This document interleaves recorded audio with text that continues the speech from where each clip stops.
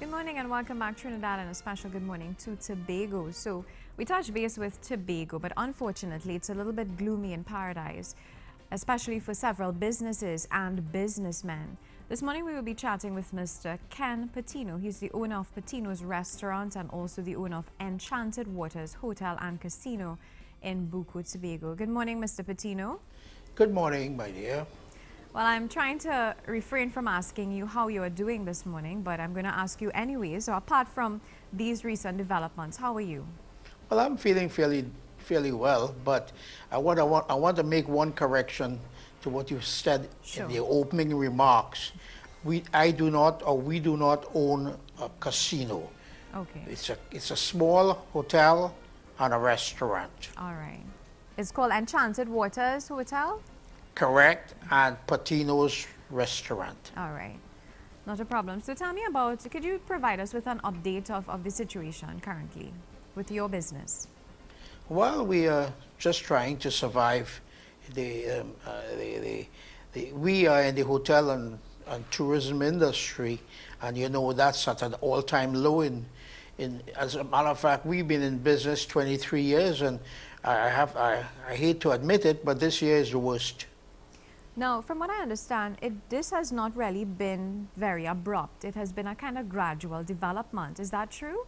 Well, it has been continuing for some time, yes. Because, you know, if you're in the hotel and tourism industry, you know, on an annual basis, you know, your business fluctuates. You know, you have the highs and your lows. The highs are during the tourist season, which starts normally around December the 20th and goes till about April the 30th. And then you have lows from there on, and then again you have the highs in July and August. And then you have the lows again, and then you come back to the high season again. It's just like a sinusoidal curve. So what's next on the agenda for you? What are your plans moving forward? Well, my plans are I'd like to pay off my mortgages with the bank, and to do that, we have a strategy. We have another property which we have put up for sale. Hopefully, we can sell that as soon as possible, so that we could use those proceeds to pay off our mortgages and finally have a clean slate. Now, your situation is not very unique. Would you say there are other businesses that you are aware of who would be facing that same situation or who are in the same position as you are? But that is quite true, yes. Yeah, many of us are affected by the downturn, yes. And when you all meet to chat about the way forward or even put forward your concerns to those in authority, what kind of feedback have you all been getting? Well, we are working vigorously as a group, and we hope that our message is being being absorbed and reviewed, and probably the people who in this business would look at us and see that, you know, there is need, a potential for survival of our businesses, for the betterment of the life in Tobago. For the, you know, I feel that we create quite a number of jobs here, and we also, I mean, always our readiness to serve, that we're there to do what we have to do, what we're trained to do, and hopefully that we could make a contribution in the enhancement and growth of the tourism industry in Tobago. So you do see a way out of this? Do you see, in terms of the future of your business, do you see some intervention taking place that could possibly save your business and others?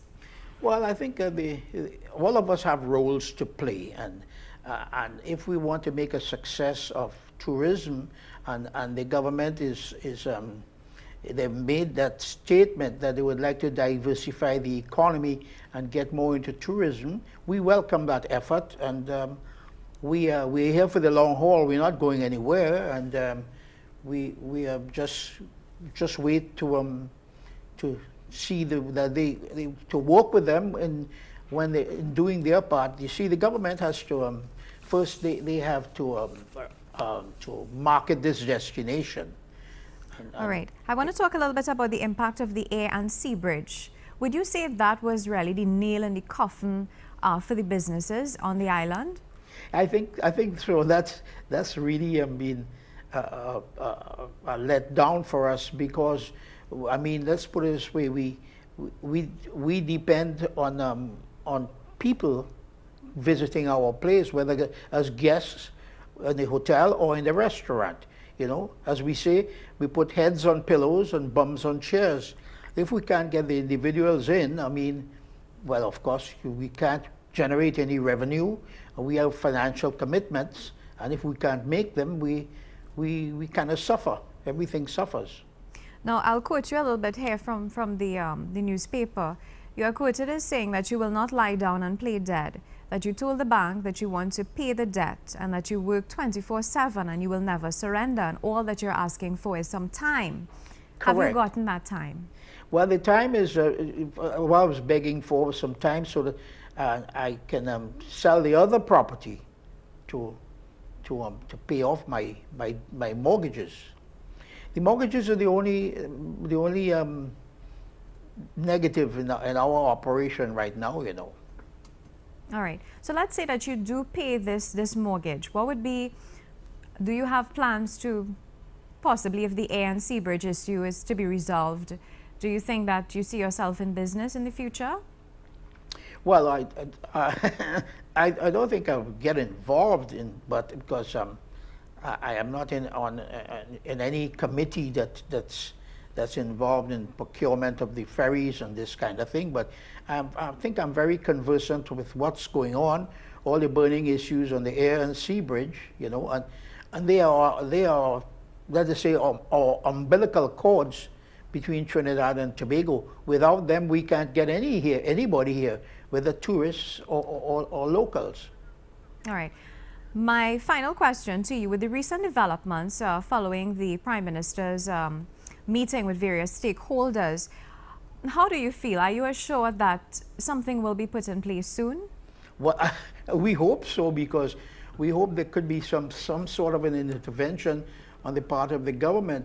You see, the government, they can really, through the central bank governor, they can bring the banks in and talk to them, the Bankers Association, and see what the banks can do to sort of to cushion this effect that we're having on businesses like ours in Tobago.